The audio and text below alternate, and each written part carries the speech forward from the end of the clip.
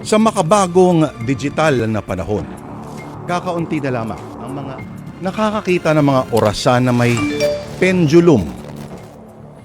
Doon sa mga antigong relo, ito yung mabigat na nakikita na nasa bilog sa ilalim at kumikilos pakanan at pakaliwa sa pantay na hudyat at distansya.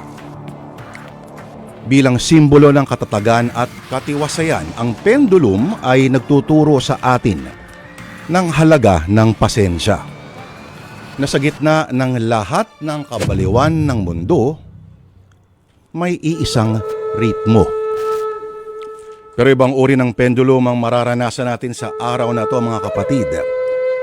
Dahil ito ay ang uri na may taglay na hiwaga at kasangkapan para makapanayam ang mga espiritu ng kabilang mundo.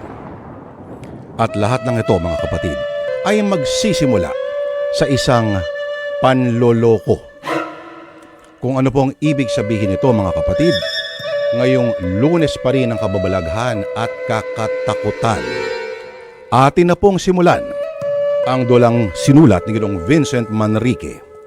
Ito na po ang ating drama na pinamagatang Linlangin ang Kaluluwa.